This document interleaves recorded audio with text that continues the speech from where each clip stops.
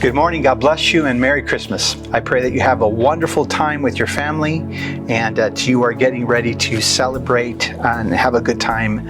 And that's the most important thing right now. Spend time with your families. It's not about gifts. It's about that quality time with them. So I pray that you have a wonderful time with them. The title of today's devotional is Our Prince of Peace. Again, Isaiah chapter 9, verse number 6. And we finalize and close off this particular verse for these last four devotionals. For a child is born to us, a son is given to us. The government will rest on his shoulders, and he will be called Wonderful Counselor, Mighty God, Everlasting Father, Prince of Peace. On this Christmas Day, I can say that there are some that need peace.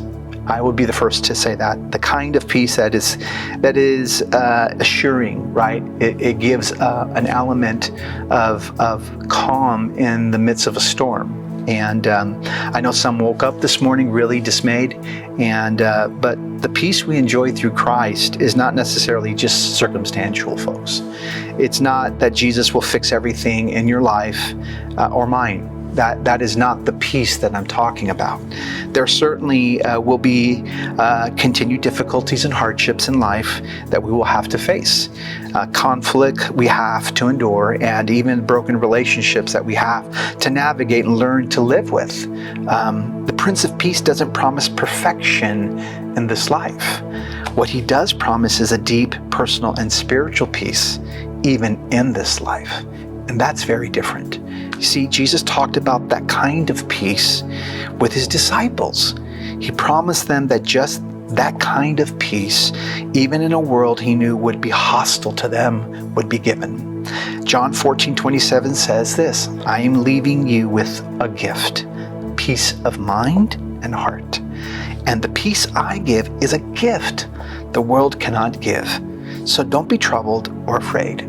See, when Jesus appeared to his disciples after the resurrection, I want you to remember the words that he offered to them while they were struggling with understanding his loss. John 20:19 says this, that Sunday evening, the disciples were meeting behind locked doors because they were afraid of the Jewish leaders. Suddenly, Jesus was standing there among them. Peace be with you, he said. That is what the Prince of Peace offers us. And it's not that hopeless peace where people tell you it'll be okay. No, it is the kind of peace that steadies in storms and in struggles of our lives. This is the kind of peace that sustains us, the kind of peace you long to have when the world feels out of control or when circumstances in your life, they take a turn for the worse. You see, there is the kind of peace that we have always known in hard times, the kind of peace we have celebrated in our lives. And we've sung about them in songs, and we've celebrated them and reminded ourselves of what it means. It is the kind of peace celebrated in an old hymn that says this, it is well with my soul.